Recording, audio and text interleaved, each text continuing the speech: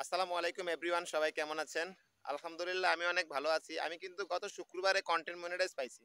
তো আজকে content monetize নিয়ে আপনাদের সাথে কিছু আলোচনা করব। তো Facebook আসলে আমাকে কনটেন্ট মনিটাইজ কেন দিল এটা ভাইবে আমি মনে, মনে খুব হাসতেছি। কারণ আমার মাত্র হইছে ১৬০০ ফলোয়ার। যেখানে আমার ভিডিওতে ২-৩০০ এর উপরে কোনো ভিউ নাই। আর এই পর্যন্ত কোনো ভিডিও ভাইরালও নাই। তো আমারে আসলে Facebook কনটেন্ট মনিটাইজ দিয়া রাখছে যাতে আমি ইনকাম না করতে পারি। কারণ হচ্ছে Facebook একটা এখানে গেম খেলছে যে কি ধরনের গেম ফেসবুকে এখানে যারা ছোট, ছোট ক্রিয়েটর আছে এবং যাদের আসলে কোনো ভিডিওতে মানে ভিউ নাই বেশি, তাদেরকেই কনটেন্ট মনিটাইজ দিয়ে রাখছে। কারণ তারা যাতে মানে কন্টিনিউ কাজ করবে কিন্তু ইনকাম পাবে না। এখানে দেখা যাচ্ছে বড়, বড় ক্রিয়েটররা আছে যারা ১,০০,০০০, ১,৫০,০০০, ২,০০,০০০, ২,৫০,০০০ ফলোয়ার আছে। তারাই কিন্তু আপনার আসলে কনটেন্ট মনিটাইজ পায় না। কারণ তারা পাইলে কিন্তু দেখা গেছে অনেক বেশি, বেশি টাকা ইনকাম করতে পারবে এখান থেকে। আর এখানে যদি আমরা যদি এমন ২০ জনকে সে অল্প টাকা দিয়ে চালায় রাখতে পারে তাহলে কি দরকার সে এই বড় কনটেন্ট ক্রিয়েটরকে কনটেন্ট মনিটাইজ দেওয়া।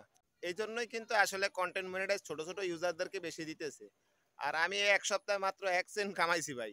কারণ আমার ভিডিওতে তো ভিউ নাই। যার কারণে আসলে কোনো ইনকামও নাই। তবে আমি আস্তে, আস্তে চেষ্টা করতেছি আমার পেজটাকে বড় করার।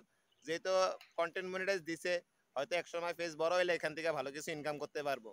তো আসলে সর্বশেষ কথা হইছে আমরা এখান থেকে ডলার ইনকাম করার জন্যই কিন্তু এই Facebook প্ল্যাটফর্মে কাজ করা শুরু করছি। কিন্তু বর্তমানে যে অবস্থা ফেসবুকের, আমার মনে হয় না এখান থেকে আপনি ডলার ইনকাম করতে পারবেন। তা আপনারা যদি আমার সাথে একমত হয়ে থাকেন তাহলে অবশ্যই কমেন্ট করে জানাবেন।